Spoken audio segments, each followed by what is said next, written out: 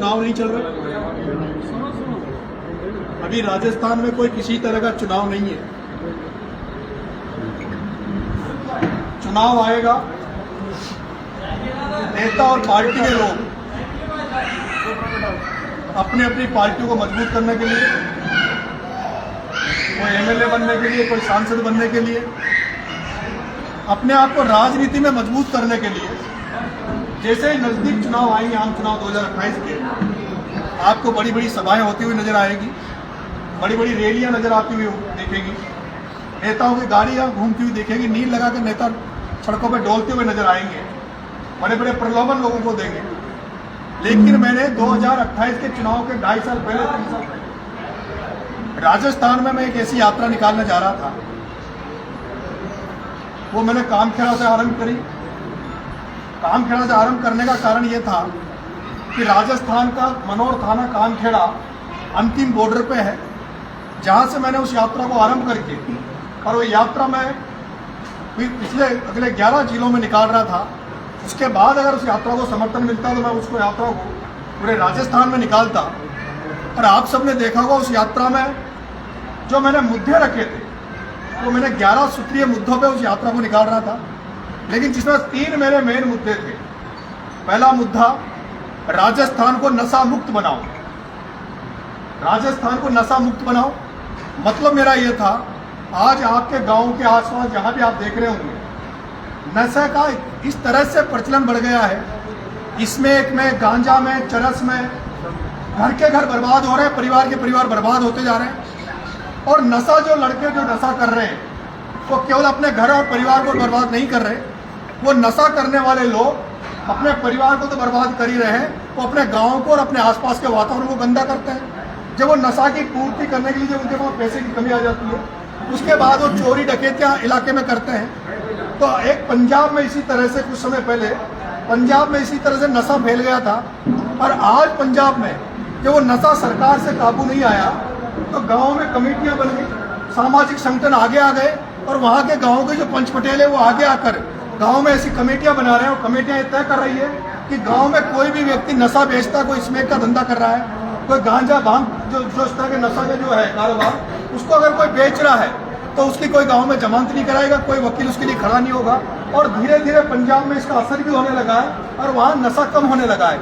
इसी तरह से आप जब जोधपुर संभाग में जाओगे, जालौर और पाली में जाओगे, तो वहाँ एक प्रचलन है। वहाँ जब किसी गाँव में किसी की डेथ हो जाती है, बुजुर्ग की, या कोई मर जाता है, तो उसकी डेथ में जैसे अपने यहाँ 12वां करते हैं, आजकल तो 12वां भी अपन ने कम कर दिया, लेकिन वहाँ जो 12वां होता है, 12वां में वहाँ अफीम परोसी जाती है। जो लोगों को, जो मेहमान आते हैं, उनको अफीम खिलाई जाती है, शादी ब्याह में अफीम खिलाई जाती है। लेकिन वहाँ भी वहाँ की जनता ने, वहाँ के जागरूक लोगों ने अब इस तरह की वहाँ जागरूकता ला रहे हैं कि वहाँ धीरे धीरे वहाँ से भी अफीम का नशा कम होता जा रहा है। उसी तरह से मेरा दूसरा मुद्दा था भ्रष्टाचार। आज भ्रष्टाचार ऐसा हो गया कि थाने में जाओ, तहसील में जाओ, किसी भी डिपार्टमेंट में जाओ, बिना पैसे दिए, बिना रिश्वत दिए कोई काम नहीं होता। दूसरा, जब हम लोग सरकारी सिस्टम, सरकारी दफ्तरों से हमें आशा खत्म हो जाती है, उम्मीद खत्म हो जाती है, हमें थाने में न्याय नहीं मिलता, तहसील में न्याय नहीं मिलता, तब हम लोग ये सोचते हैं कि नेता हमारे साथ न्याय करेंगे। नेताओं के भरोसे जब हम आगे बढ़ते हैं, तब मैं देखता हूँ कि कम से कम इस हाड़ौती में जो राजनीति लोग कर रहे हैं, जो नेता यहाँ राजनीति में बैठे हैं, उन लोगों ने केवल अपनी जेबें भरने के लिए राजनीति को पैसा कमाने का धंधा बना लिया, राजनीति को केवल उद्योग बना लिया, किस तरह से अपने घर परिवार को मजबूत करें। और जो हालात, आप यहाँ से जयपुर जाओ, आप यहाँ बाबा रामदेवरा के दर्शन करने जाते होंगे, आप बाकी मेहंदीपुर बालाजी जाते होंगे, सालासर जाते होंगे, जैसे आप टोंक को क्रॉस करके, अजमेर को क्रॉस करके आप पूरे राजस्थान में जाओ, आप वहाँ के बसों में बैठो, ट्रेनों में बैठो, उधर सफर करो, आपको लोग अच्छे कपड़े पहनते हुए, अच्छे चेहरे नजर आएंगे, कुशल नजर आएंगे। आप सवाई माधोपुर, करौली, दौसा में चले जाओ, आप नागौर, जोधपुर, बाड़मेर में चले जाओ, आपको वहाँ जो बरातें जाती है, जो बुजुर्ग लोग गाँव में बैठते हैं, वहाँ 70 साल से ऊपर हजारों लोग आपको पगड़ी धारक मिल जाएंगे, साफे बांधने वाले मिल जाएंगे। लेकिन आज हमारे गांव में चले जाओ, इस हाड़ौती में चले जाओ, आप बारा, कोटा, बूंदी, झालावाड़ में अपने गांव में जाकर देखो, कोई भी आपको बुजुर्ग 70 साल से ऊपर की उम्र का मिलेगा नहीं, कोई भी साफे वाले नजर नहीं आएंगे। कहाँ गए वो लोग? आज 70 साल के बाद वाले जो लोग हैं वो कहाँ चले गए? वो चले गए, या तो वो लकवे में ग्रस्त हो गए, या हार्ट अटैक से मर गए। और उसका कारण है खान पान।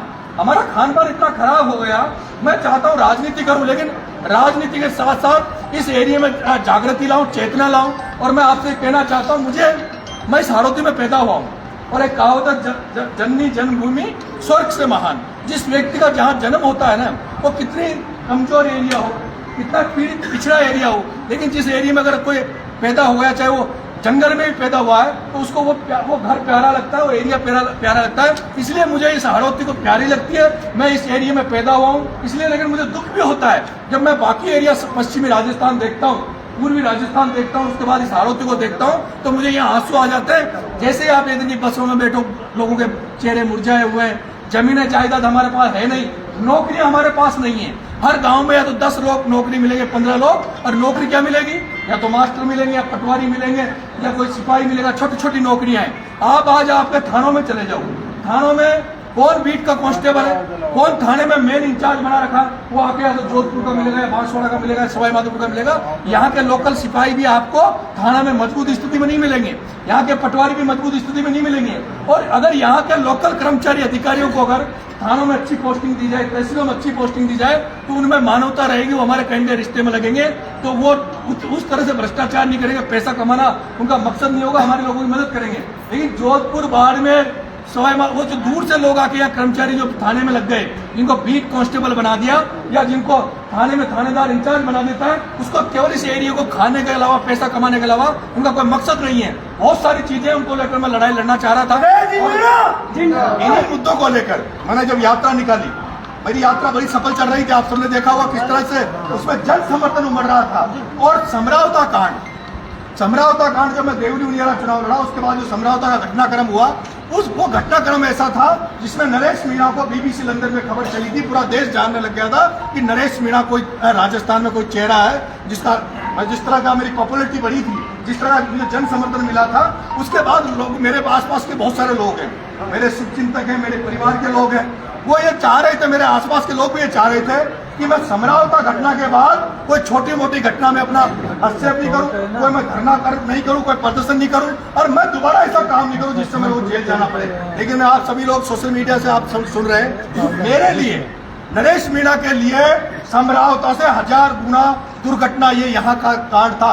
समरावता कोई कांड नहीं था, समरावता एक बहिष्कार हुआ था, एक छोटा सा मामला था जहाँ पुलिस का हमारा टकराव हुआ, जहाँ वो टकराव इस तरह का बढ़ा कि गाड़ियां जल गई।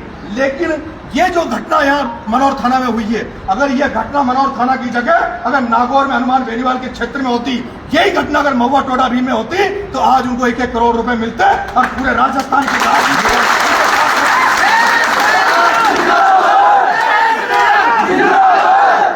दुर्भाग्य है। और इसीलिए नरेश मीणा को गुस्सा आता है, इसलिए नरेश मीणा के दिल में कहीं दुख होता है कि हम ऐसी जगह पैदा हुए जहाँ के नेता ऐसे बुज़दिल है, ऐसे नास्तिक है, जिन्हें गरीबों के प्रति कोई दया भाव नहीं है। मैं इतनी बड़ी यात्रा लेके जब चल रहा था, मेरे को एक तो जेल में मिलने आए, कहीं ने कहा आपको नहीं जाना चाहिए था।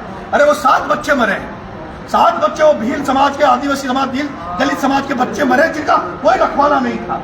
आज उनको, मेरा एक साथी है, पत्रकार था महेंद्र यादव, उसको मेरे को बाद में दिखाया गया कि वो जो बच्चे मरे हैं, वो बच्चे उन्हीं घरों में बकरियां बंधी हुई हैं, उसी घर में वो बिस्तर लगा के पढ़ाई करते हैं। आज दुर्घटना है, और ये जानते थे अगर तुम्हारा भाई, इसको इन्होंने 151 में पाबंद किया था, अगर तुम्हारे भाई को ये गिरफ्तार नहीं करते, तो मैं आपको वादा कर रहा हूं कि ना तो नरेश मीणा अगर गिरफ्तार नहीं कर रहे, तो वो जो बच्चों को जो जबरदस्ती इन्होंने टायरों में जलाया है, जिनका दाग इन्होंने हिंदू धर्म के हिसाब से जो दाग की हमारी जो क्रियाक्रम होता है, जिस तरह से दाग लगाया जाता है, पूजा पाठ की जाती है, वो क्रियाक्रम भी इन्होंने जिस तरह से टायरों को डाल के, केरोसिन डाल के, इसलिए जल्दी जला दिया कि कोई मुद्दा नहीं बने, कोई आंदोलन नहीं बने, कोई लाशों को लेकर नहीं बैठ जाए। और वो बेचारे वो अनपढ़ लोग थे, वो जो इलाके के लोग हैं, वो जानते ही नहीं है, उनको यही नहीं पता कि इस तरह की घटना होने पर क्या होता है।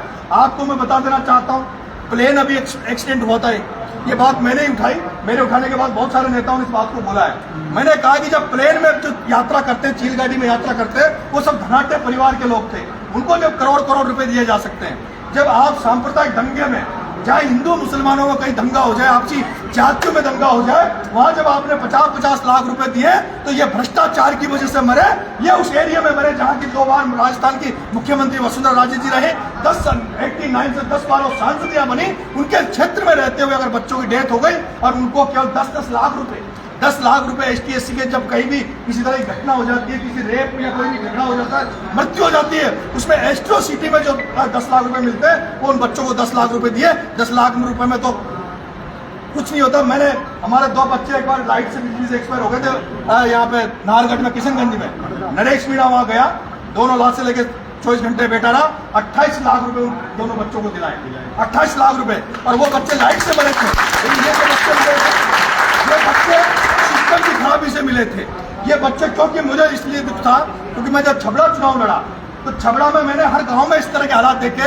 वहाँ ना तो स्कूल है, और जो स्कूल है ना मास्टर है, और जहाँ मास्टर है तो वहाँ शिक्षा ही नहीं है। और आज मुझे साथियों, आप सब पढ़े लिखे लोगों को सोशल मीडिया पे सुन रहे हो, मुझे एक बात का बहुत दुख होता है। जब मैं हाड़ौती में अखबार, मैंने पिछले साल जेल में रहा, मैं रोज अखबार पढ़ता हूँ, जो झालावाड़ का अखबार में पढ़ता था।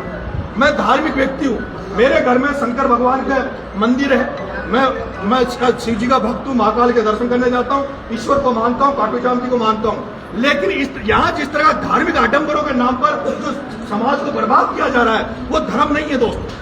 धर्म ये नहीं कहता डीजे बज रहे हैं, डांस हो रहा है, नाच गाने हो रहे हैं, ये अश्लीलता धर्म नहीं है।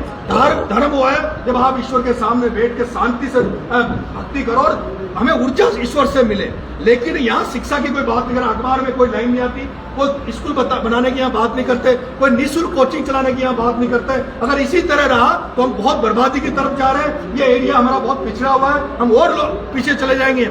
आप जिस एरिया में सवाई माधोपुर, करौली, दौसा, सिक्योरिटी को मैं देखता हूँ, वहां आप जाओगे, एक घर में अगर 5 भाई है तो 4 नौकरी वाले मिलेंगे। कई परिवार ऐसे मिलेंगे जो 5 के 5 नौकरी वाले मिलेंगे। हम सबके पास खेती बाड़ी है, खेती बाड़ी में आजकल आदमी की जरूरत नहीं है। आदमी की जरूरत है क्या खेती बाड़ी में? आप अभी बरसात होगी, आप दिल्ली में बैठे हो, जयपुर में बैठे हो, गांव में ट्रैक्टर वाले को फोन कर देना कि भैया मेरे खेत में जाके हीरो निकाल देना, मेरे खेत में जाके कल्टी कर देना। दूसरे दिन दूसरे ट्रैक्टर वाले को बोलना घर पे बीज रखा है, फलानी बहन जी, माता जी आपको बीज दे देंगे, आप वो क्या जरा नहीं जाएगा ट्रैक्टर वाला। लेकिन आप इसी खेती के साथ साथ अगर कोई धंधा कर रहे हो, कोई नौकरी कर रहे हो, तो आपकी खेती काम आएगी, आपका भला होगा। हमने ये देखा है, हमारे जिनके पास 10-10 बीघा जमीन थी, अब वो 2 भाई हो गए, 5-5 बीघा हो गए, फिर 2-2 भाई हो जाएंगे, 2.5 बीघा आ जाएगी। ये मुझे दुख है। मुझे दुख इस बात का होता है, जिन लोगों को हमने अब तक नेता या बनाए, चाहे वो प्रमोद जैन भाया हो, चाहे वो प्रताप सिंह भी हो, जिन लोगों के खिलाफ मैं लड़ाई लड़ रहा हूँ, इसीलिए लड़ रहा हूँ। ये लोग जब राजनीति में आए थे अभी मेरी तरह बड़ी बड़ी बातें कर रहे थे, मेरा पता नहीं मैं आगे क्या करूंगा क्या नहीं करूंगा। लेकिन मैं आपको भरोसा दिला सकता हूँ, 25 साल से राजनीति में हूँ और छात्र राजनीति से राजनीति में आया हूँ। 28 मुकदमे मैंने खा लिए, मुझे सिस्टम ने अपराधी घोषित कर दिया। आजकल तो अखबार में खबर छापते हैं नरेश मीणा आत्तन अपराधी है। अगर नरेश मीणा 28 मुकदमे के बाद आत्तन अपराधी बन गया तो 115 मुकदमे वाला किरोड़ी लाल जी क्या है? मेरे में केवल 28 मुकदमे लगे, मुझे अगर आप आत्तन अपराधी कहते हो तो किरोड़ी लाल जी में 115 मुकदमे लगे। वो क्या है? हनुमान बेनीवाल पे 42 मुकदमे, वो क्या है? मदन दिलावर पे मुकदमे, वो क्या है? अगर आप जनहित में कार्य कर रहे हो, मैंने यहाँ के जनता के बीच में धरना दिया, धरना देने पर मेरे को गिरफ्तार किया और आपको पता है गिरफ्तार करके 151 में पाबंद किया, 151 में पाबंद किया। लेकिन दूसरे दिन मुकदमा लगाया। मुकदमा क्यों लगाया? इनको पता था ये छूटेगा तो एक तो डूंगरी बांध का एक आंदोलन चल रहा था सवाई माधोपुर। उस दिन वहाँ 60,000 लोग थे, आपने शायद वो देखा होगा, वहाँ 60,000 लोग थे। इनको पता था अगर नरेश मीणा नाम का बवाल, आजकल सरकार की हालत ऐसे हो गई कि नरेश मीणा का नाम नहीं है, तो वहां मैं जाता तो ये इनको पता था, इनको ये भी पता था 151 में पाबंद को अगर उसको छोड़ दिया, पिपलोदी चला गया तो फिर ये घटनाक्रम बढ़ जाएगा। और आपके भाई ने जेल में रहते हुए भी मैंने मेरे आदमी उस गांव में पिपलोदी भेजे थे। लेकिन दुख इस बात का होता है कि यह हमारे शिक्षा की कमी है, लोगों की जागरूकता की कमी है। अगर ये घटना और जगह हो जाती तो रोड जाम हो जाते, रास्ते जाम हो जाते, आगजनी होती, और जब तक उस परिवार को मुआवजा नहीं मिलता जब तक शांति नहीं होती। लेकिन मैंने जब उनके परिवार को पास भेजा, बच्चे जो एक्सपायर हुए, हमने कहा हम आपकी मदद करेंगे, और सरकार अगर मदद नहीं भी करेगी तुम हमारे साथ, मेरे परिजनों के साथ जयपुर धरने पर चले जाओ, शहीद स्मारक। अगर सरकार नहीं देगी तो 5-5, 10-10 लाख रुपए की मैं जनता से भीख मांगकर आपको मदद करवाऊंगा, आपको दिलवाऊंगा। लेकिन ये एरिया इतना डरपोक था, क्षेत्र इतना डरे हुए, लोग इतने डरे हुए, लोग आवाज नहीं उठाना चाहते। और मैंने दुर्भाग्य देखा कि नरेश मीणा बंद हुआ, उस समय आपने धरने में देखा होगा, वहाँ बड़े बड़े नेता कांग्रेस और बीजेपी को वहाँ बैठे पड़े थे। और जब उनको लगा कि नरेश की गिरफ्तारी होने वाली है, जैसे सूचना आई, मैंने मेरा मोबाइल 5 मिनट पहले दे दिया था। मुझे पता था मुझे उठाने वाले हैं। मेरे आपने कोई शिकन नहीं देखी होगी चेहरे पे, मुझे इस बात का डर नहीं था, क्योंकि मेरे खिलाफ पहले सेशन तुमने छोड़ा था, मुझे लगता था हो सकता परमानेंट डाल दिया जाए। मुझे ये भी लग रहा था अंतर चुनाव के मारे हो सकता है इनको ज्यादा डर लग रहा हो लेकिन मुझे डर नहीं था। मैं जेल गया, मेरे 2 साथी मेरे साथ गए। मैंने तो अभी भाई नरेश जी से कह रहा नागर साहब से, आप चले जाते तो आज हीरो होते। हमारे माँ बाप, क्योंकि नरेश जी अपने माँ बाप एमएलए नहीं रहे, अपने माँ बाप मंत्री नहीं रहे, हमारे माँ बाप तो जनता है। जिस दिन जनता दिल में हमें उतार लेगी, जनता अपने लिए हमारे लिए जगह दे देगी,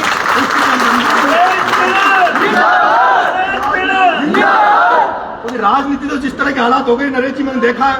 जैसे चुनाव का टिकट आता है तो 10-10 करोड़ 15-15 करोड़ रुपए वालों को टिकट मिलते हैं। अपन को तो ये जिस दिन बनाएगी जनता बनाएगी, इस जनता के लिए लड़ते रहो, जब तक लड़ते रहो जब तक जनता अपने दिल में जगह नहीं दे देती। इसलिए पूरी दम बल से आपके साथ लड़ रहा हूँ। निवेदन करूंगा, हाड़ौती में पैदा हुआ हूँ, आपने देखा होगा टोंक के देवली उनियारा भी चुनाव लड़ने गया आपका बेटा। इस हाड़ौती में पैदा हुआ बच्चा टोंक की देवली में चुनाव लड़ने गया। कोई गांव नहीं जानता था, कोई गांव नहीं जानता था, वहां ढाणी नहीं जानता था। 20 दिन वहां रहा, लेकिन जिस तरह से वहां की जनता ने मुझे 60,000 वोट दिए, और वहां की जनता आज भी ये कहती है कि नरेश तुझे कहीं जाने की जरूरत नहीं है देवली छोड़ के, नरेश देवली उनियारा छोड़ के कहीं जाने की जरूरत नहीं है, अगली बार लाख वोटों से यहाँ से जिताकर भेजेंगे। लेकिन मुझे दुख होता है, देवली उनियारा की जनता को जितनी मेरी जरूरत नहीं है, इस हाड़ौती की जनता को मेरी जरूरत है। यहाँ बोलने वाले, यहाँ पे बताने वाले, आप लोगों के लिए लड़ता रहूंगा। आज जिस तरह से आपने मेरा मनोबल बढ़ाया, क्योंकि जेल जाने के बाद मुझे ऐसा लगा था कि समझौता के बाद जिस तरह का लोगों ने मेरे को दिया, इसके बाद जब जेल गया तो मुझे लगा लोग शायद नाराज होंगे मेरे से, लेकिन आज आपने फिर से मेरी हिम्मत बढ़ाई है, मुझे ताकत दी है।